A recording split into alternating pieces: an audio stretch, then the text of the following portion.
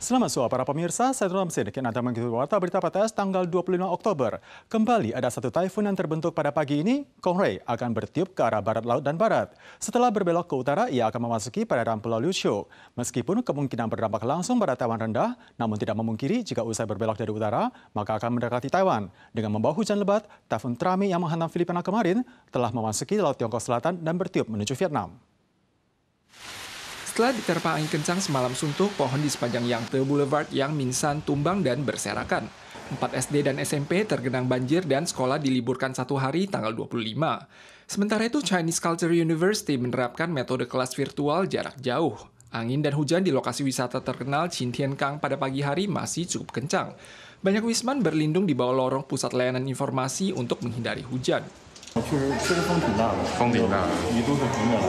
Akibat dampak sirkulasi periferal Taifun Trami dan angin monsun timur laut, CWA terus mengeluarkan peringatan hujan lebat di pesisir pantai utara, Keelung, Yilan, area pegunungan kota Taipei dan New Taipei.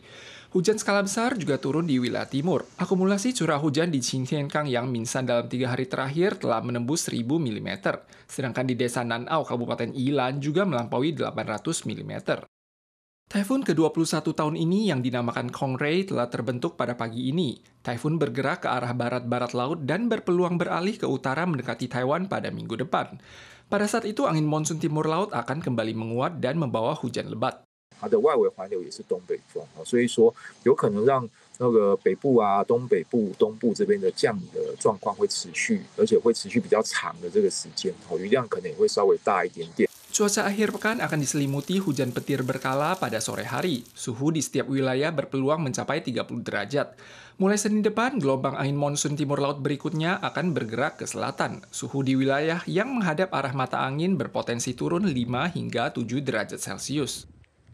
Seiring efek ganda yang ditimbulkan oleh lingkaran luar taifun dan angin monsun timur laut, tidak sedikit kawasan yang dilaporkan terjadi bencana akibat angin kencang kemarin. Di Changhua, kaca sebuah bangunan tertiup pecah dan puingnya melukai warga. Sementara di Miaoli, ada lintasan lari pada lapangan olahraga sebuah SMA yang koyak dan terhempas sejauh 10 meter. Selain itu, jalan provinsial nomor 7 di Yilan kembali terputus akibat longsor. Longsor jatuh dari lereng bukit mengakibatkan jalan provinsial nomor 7 di Yilan kembali terputus. Biro Jalan Raya segera mengirim mesin keruk. Ini merupakan kedua kalinya dalam 2 hari terakhir di mana jalan provinsial nomor 7 terputus akibat longsor. Seiring efek ganda oleh sirkulasi periferal taifun dan angin monsun timur laut, hujan terus mengguyur Yilan. Sejumlah jalan di area perkotaan tergenang air. Genangan air di jalan sebelah Taman Olahraga Luotong mencapai kedalaman setengah ban. Banyak lahan pertanian di desa Ucie dan Tongsan juga tergenang air. Banjir bahkan menutupi jalan di sekitar sawah. Angin kencang yang dipicu oleh sirkulasi periferal taifun juga telah menimbulkan bencana di sejumlah tempat tanggal 24. Kaca sebuah bangunan di Changhua tertiup angin kencang dan membentur seorang staf yang turun untuk memasang garis peringatan. Kepalanya pun berlumuran darah.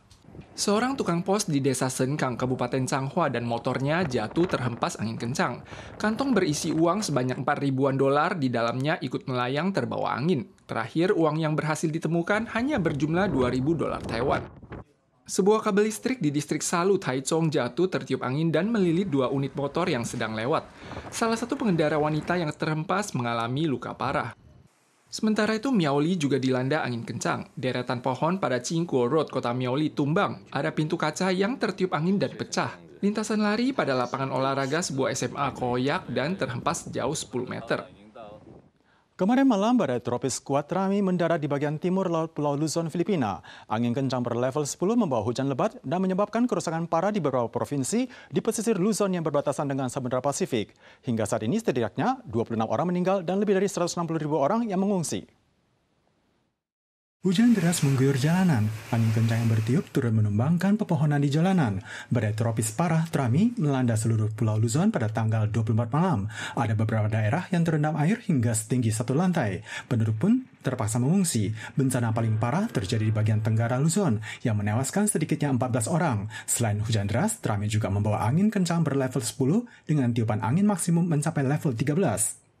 Setelah Trami melewati Pulau Luzon, ia bergerak ke barat memasuki Laut Tiongkok Selatan dan menuju ke Vietnam. Namun beberapa pakar meteorologi menganalisis sebelum Trami mencapai Vietnam, ia akan berinteraksi dengan Taifun Kongray yang akan menciptakan efek Fujiwara, di mana arus dapat berputar balik dan mendekati Taiwan. Masalah menurunnya angka kelahiran dan menuanya susunan sosial masyarakat di Taiwan semakin memburuk. Untuk itu, Yuan Legislatif secara khusus meminta Dewan Pembangunan Nasional atau NDC, Kementerian Kesehatan dan Kesejahteraan MOHW untuk memberikan laporan terkait. Tidak sedikit legislator yang memberikan saran untuk mengadopsi program stimulasi natalitas yang diterapkan di Singapura. Misalnya dengan menawarkan cuti bersalin 16 minggu dengan gaji penuh bagi ibu hamil, agar pasutri muda termotivasi untuk memiliki anak. Masalah penurunan angka kelahiran di Taiwan semakin parah.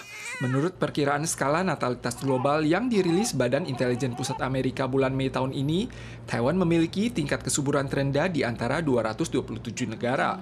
Bukan cuma demikian, Dewan Pembangunan Nasional memprediksi total populasi Taiwan akan merosot dari 27 juta jiwa lebih pada 2024 menjadi 14 juta jiwa lebih pada tahun 2070. Ada legislator mengkritik bahwa kebijakan natalitas yang diusulkan NDC tidak membuahkan hasil. NDC disarankan untuk merujuk pada program stimulasi natalitas yang diterapkan Singapura, seperti memberikan cuti bersalin 16 minggu dengan gaji penuh bagi ibu hamil dan pengurangan pajak penghasilan selama bersalin agar pasutri muda termotivasi untuk memiliki anak. 要减少母亲的总收入的15%，第二胎你要减少她的总收入，减免她的免税额总收入的20%，第三胎以后减免她25%，甚至可以到60%。NDC akan memperkuat kebijakan pemberdayaan sektor tenaga kerja, imigrasi, industri, dan pendidikan dalam menghadapi transformasi demografis Taiwan. Pihaknya akan melakukan tinjauan dan menyempurnakan strategi terkait dengan mengacu kepada mekanisme internasional. Polisi mengungkap sebuah kasus penyelundupan narkoba lintas batas berskala besar. Sindikat narkoba menggunakan warga Thailand dan orang asing lainnya untuk menyelundupkan narkoba dengan menyembunyikannya dalam tubuh. Melalui 6 gelombang operasi, polisi menangkap 11 orang di bandara di Taoyuan dan Kaohsiung, menyita sejumlah besar narkoba dan menyerahkan semua kasus ke pengadilan. Sindikat kriminal lintas batas mengemas heroin dengan rapat dalam kondom dan mengompresnya menjadi bentuk bulat, kemudian mewajibkan kurir narkoba untuk memasukkannya ke dalam tubuh atau ditelan melalui mulut. Untuk menghindari deteksi, mereka juga menggunakan maskapai penerbangan larut malam kala typhoon mengusik yang mengakibatkan ketidakpastian jam penerbangan. Upaya dilakukan guna memungkinkan kurir narkoba menerobos, namun polisi berkendali dalam proses deteksi, berhasil menangkap 8 tersangka warga Thailand, 1 warga Prancis, dan 2 warga Taiwan, serta menyita 5 kg heroin dan ganja. Para pemirsa sekalian, sekian Warta Berita PTS. Selanjutnya, marilah kita saksikan selancar angin di Brasil. Kita sua lagi di lain kesempatan. Sampai jumpa.